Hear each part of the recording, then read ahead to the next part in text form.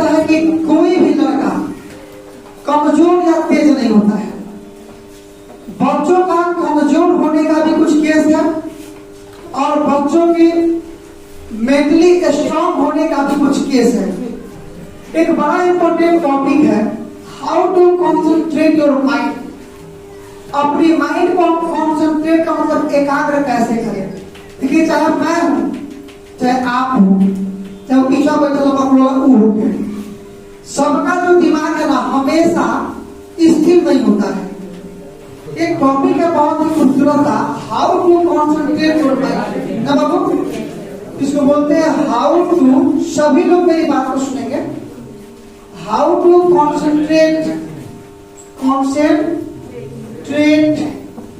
Your mind. How to concentrate your mind.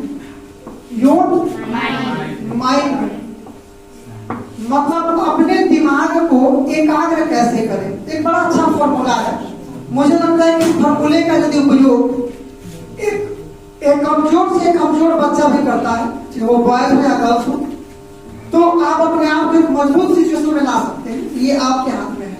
इसका हिंदी होता है कि अपने माइंड को, अपने दिमाग को, ना हो अपने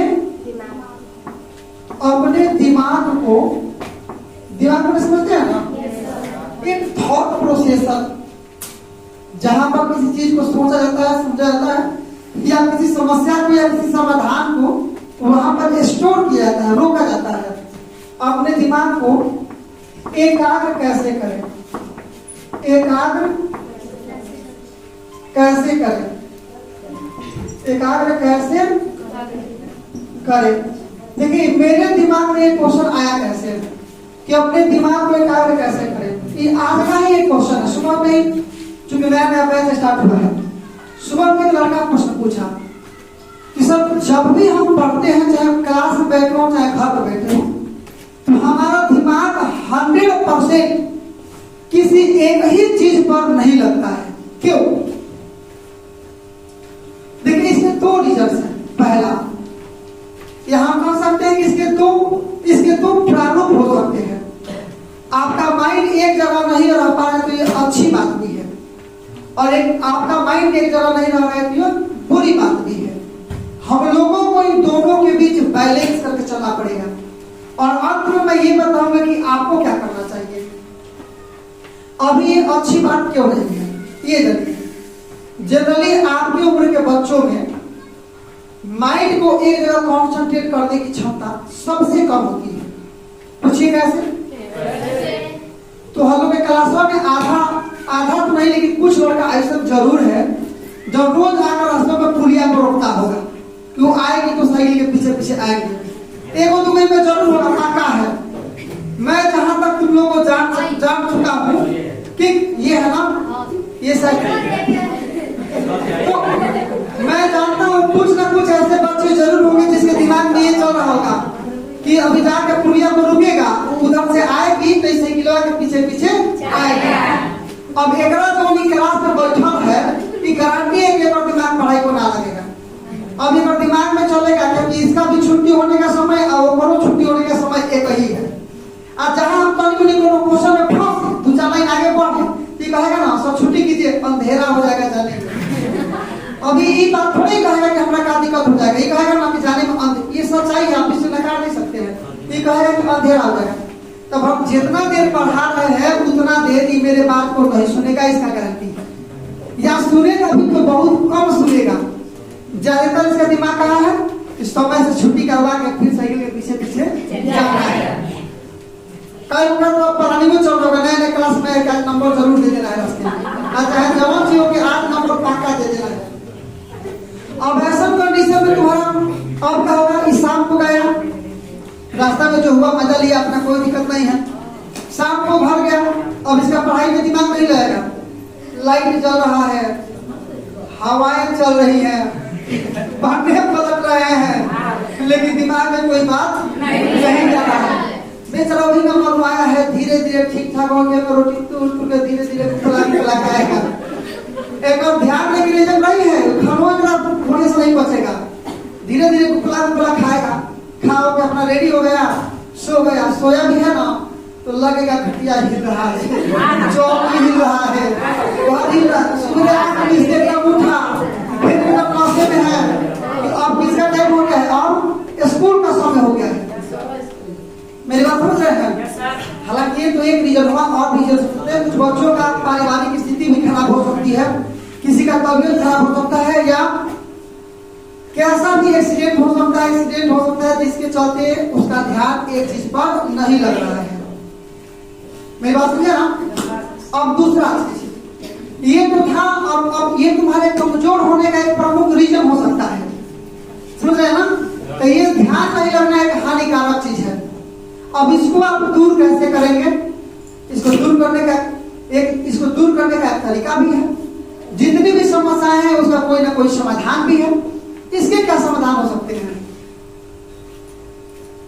तो इसका समाधान ये है कि आप जो भी काम कर रहे हैं सबसे पहले उसको इंटरेस्टिंग बनाइए। यदि आपकी पढ़ाई है, आप पढ़ाई करते हैं तो क्यों करते हैं? किसी भी चीज में एक खास वजह होनी चाहिए, एक खास शक्ति होनी चाहिए। जब तक कोई रीजन नहीं होगा तब तक आपका कोई विजन नहीं होगा। कहते हैं समय करे ना सब करे, समय की बात, कभी समय के दिन बढ़े तो कभी समय की। इसलिए हर चीज का एक सटीक रीजन होता है। आप अभी तक डिस्टर्ब है, मतलब आपके पास कोई रीजन नहीं है पढ़ाई करने का, आप रीजन बनाइए। माँ बाप के सपनों को साकार करना है, कोई खास अपना रीजन बनाइए। इस रीजन को आप अपने अनुसार भी चुनाव कर सकते हैं, जरूरी नहीं कि मैं कहूँगा कोई होगा। आपको ये नहीं देखना है कि शाम को हमारे पास 4 घंटा समय है तो 4 घंटा पढ़ना है, तो घड़ी बार देख रहे हैं 4 घंटा कब पूरा होगा टूट जाएगा, काम खत्म हो गया अपना। बल्कि आपको ये देखना है कि इस 4 घंटे में ही हमको 16 घंटा का 24 घंटा का काम कर लेना है। तो घड़ी देखे, लेकिन इसलिए नहीं देखे कि कौन 4 घंटा पूछ रहा है, बल्कि इसलिए देखे कि 4 घंटा पूछने वाला है, जल्दी धड़ाधड़ पढ़े, जितना भी बचे उसको कंप्लीट करें। तो ऐसा काम करते हैं तो आपकी सिचुएशन मजबूत हो सकती है। और हर चीज के लिए हमने क्या कहा, अभी मान लीजिए मुझे कोई नया कोचिंग मुझे खोलना है, तो सारा बैठ टेबल कुर्सी शुरुआत में हम खुद से ठोक ठाक करेंगे, कहीं ठोक ठाक करेंगे। बोर्ड है खुद हम जितना ठोका देख रहे हैं आप लोग, मैं ही मारा हूँ तो दूसरा इधर उधर लग गया है, क्योंकि अंदाज नहीं था। तो सबसे बड़ी चीज क्या थी कि एक्साइटमेंट थी कि मुझे ये काम करना है, इसीलिए मैं आज ये काम कर रहा हूँ। बहुत सारे लोग ये भी कोचिंग खोलेंगे कि कुछ दिन करेंगे और काम को बंद करेंगे, क्यों? क्योंकि उनके पास कोई विजन नहीं है। मेरे पास क्या है? मेरे पास विजन ये है कि मेरे पास दूसरा कोई ऑप्शन नहीं है। आपके पास भी पढ़ाई का दूसरा कोई ऑप्शन नहीं रहेगा तो आप पढ़ लेंगे, दैट्स ऑल। आप इसको ध्यान दीजिए, हो जाएगा। अब एक चीज और दूसरा पॉइंट इसका मैं ये बताऊंगा कि आखिर में ये हानिकारक, ये लाभदायक भी क्यों है? ध्यान केंद्रित नहीं रह पाना ये लाभदायक भी है। कैसे? तो यदि आप मान के चलिए कि पढ़ने आ रहे हैं या क्लास में बैठे हैं, आपका 100% ध्यान पढ़ाई पर है, तो ये भी हानिकारक है। घर पर बैठ के पढ़ रहे हैं, पेड़ के नीचे लगा लिए अपना वास्ता, पढ़ रहे हैं, ध्यान लगा दिए पूरा, बगल से कोनो गाय आ रही है, चाहे भैंस आ रहा है, चाहे सांप ही आ गया, ये भी होता है। जनरली बच्चे गर्मी के दिन में बगीचे में पढ़ता है सब। अब आपका पूरा ध्यान उस पर यदि केंद्रित है पढ़ाई पर, तो वहां पर आप दुर्घटना के शिकार हो जाएंगे। इसलिए 100% यदि आप ये सोच रहे हो कि हमारा ध्यान काहे नहीं खेला पढ़ाई में, हमारा पूरा ध्यान पढ़ाई में काहे नहीं खेला, तो ना लगो तो तरह खाती पढ़ लो करो। कहीं 100% ध्यान लगने लगेगा ना तो आप ज्यादा दिन जी नहीं पाएंगे। आपको कोई डांट दिया रास्ता में, अब तक 100% ध्यान लग लो, कब आप उसको भूल ही नहीं पाएंगे, अर्थात आप दूसरा काम कर ही नहीं पाएंगे। इसलिए भूलना भी जरूरी है और दूसरे चीजों को ध्यान रखना भी जरूरी है। अब आपको क्या करना होगा, फाइनल डिसीजन ये है कि आप ये कर सकते हैं इसमें कि आप पहले चुनाव करेंगे किन चीजों को हमको ध्यान देना है, किन चीजों पर ध्यान नहीं देना है। ध्यान भी देना है, कितने हद तक ध्यान देना है। देखो इसका कोई मोटिवेशन नहीं होता है, आप अपना खुद सोच बनाइए कि हमको कितना पढ़ाई करना है, कितना रिजल्ट लाना है, कितना दोस्तों से मिलना है, कितना मूवी देखना है, कितना यूट्यूब चलाना है, कितना व्हाट्सएप चलाना है, कितना फेसबुक चलाना है, कितना इंस्टाग्राम चलाना है। इसका चुनाव आपको खुद करना पड़ेगा। मेरी बात समझ रहे हैं ना? और हाथ नहीं मानना है, लगातार काम करते रहना, सफलता आपकी सुनिश्चित हो जाएगी। That's all.